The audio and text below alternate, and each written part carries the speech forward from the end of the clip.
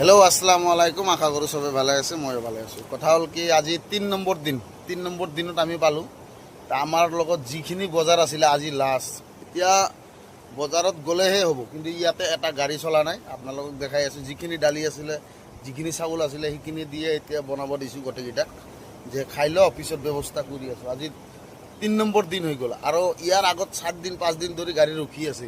তো আপোনালোকক দেখাই আছোঁ আমাৰ লগত কি কি আছে।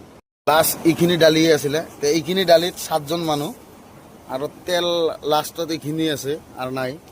পিঁয়াজ যে এইখিনি আছে, আলু এইকেইটাই আছে। মানে এইটো আমাৰ ডাঙৰ ভাই হয়, ভাতটো বহাইছে। তো আৰু চাউল মই দেখাই দি আছোঁ আপোনালোকক, চাউল কিমানখিনি আছে। এতিয়া কোনোবাই সাহায্য কৰাৰ পিছতহে আমাৰ হ'ব, নহ'লে নহ'ব। কিন্তু বজাৰো ইয়াতে নাই, সেই এইখিনি চাউলেই আছে। আৰু আপোনালোকক লাইনটো দেখাই আছোঁ, ইমান দূৰ লাইন আছে। এই চাওক, গাড়ী জোৰ গাড়ী তাতে থিয় হৈ আছে, অকণমানে হিলা নাই।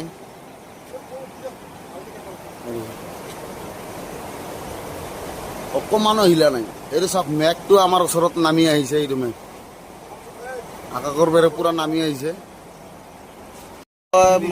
মামাক এটাই ৰিকুৱেষ্ট কৰিম যে মামা আমাক কিবা এটা ব্যৱস্থা কৰি দিয়ক এই হাফলং এই ড্ৰাইভাৰকেইটাৰ কাৰণে।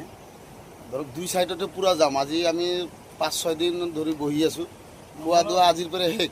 যদি ৰাতি গাড়ী নেৰে তেনেহ'লে আমাৰ বহুতেই কষ্ট হ'ব। আৰু দোকান চোকান নাই। ডাঙৰ ভাই কিবা কবি না?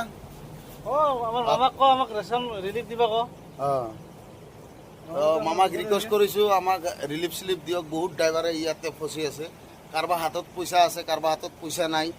বহুত কষ্ট কৰি আছোঁ আমি। আপোনালোকে পানীৰ ব্যৱস্থাটো কৰিব নালাগে। ইয়াতে আমাৰ কাৰণে পানী আছে, কিন্তু বেলেগ বেলেগ জেগাত পানী নাই। তো পানীৰ ব্যৱস্থাটো কৰি দিয়ক।